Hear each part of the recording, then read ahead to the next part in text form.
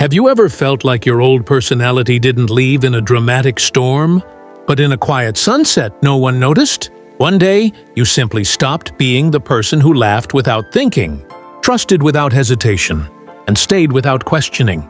It wasn't loud, it wasn't sudden, it was subtle.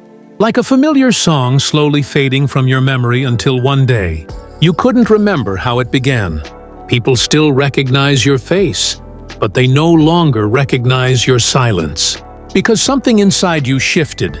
The version of you that once tolerated everything slowly stepped back and disappeared. Not out of weakness, but out of awakening. Like a door inside your mind that closed gently. Not to imprison you, but to finally protect you. Psychology says this isn't a weakness. It's actually a very rare, high-value mindset trait. Society often mislabels this transformation.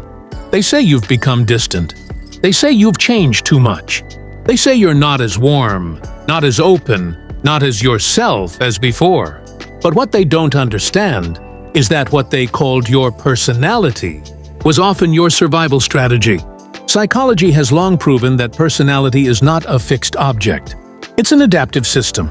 According to modern personality research, identity evolves when your mind realizes that who you were was built to survive a version of life that no longer exists. What looks like emotional withdrawal is often emotional refinement. You didn't lose your personality. You outgrew the version of yourself that existed without protection.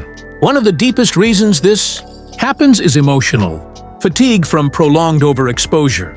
When someone spends years being emotionally available, understanding, forgiving, and present for others without receiving the same depth in return, the nervous system begins to conserve energy. This connects to emotional exhaustion theory, which explains how chronic emotional output eventually forces the brain to reduce expressive behavior to preserve psychological stability. It's like a river that once flowed endlessly until it learned that not every path deserved its water. So it didn't dry up. It simply chose where to flow.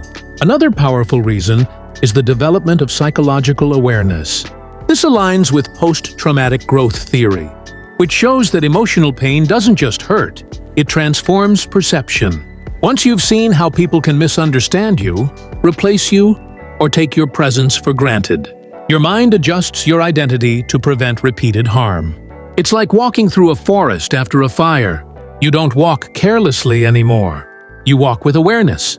This transformation is also driven by the formation of emotional boundaries. Boundary theory explains that psychologically, healthy individuals reduce behaviors that invite emotional harm. You stop over-explaining yourself. You stop chasing closure from people committed to misunderstanding you. You stop performing emotional labor for those who never noticed its cost. It's like turning down the volume of a world that only ever listened when you were loud. You didn't become silent. You became selective. Another reason lies in identity reconstruction.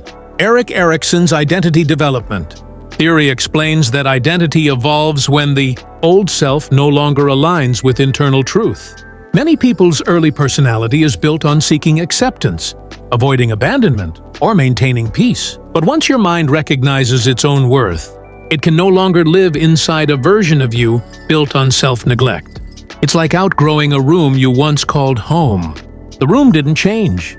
You did. There's also a neurological reason behind this quiet shift. Neuroplasticity research confirms that repeated emotional experiences physically rewire the brain. When someone repeatedly encounters betrayal, rejection, or emotional invalidation, the brain adapts by reducing vulnerability, not to isolate you, but to stabilize you. It's like your mind installed invisible architecture, reinforcing parts of you that once stood unprotected.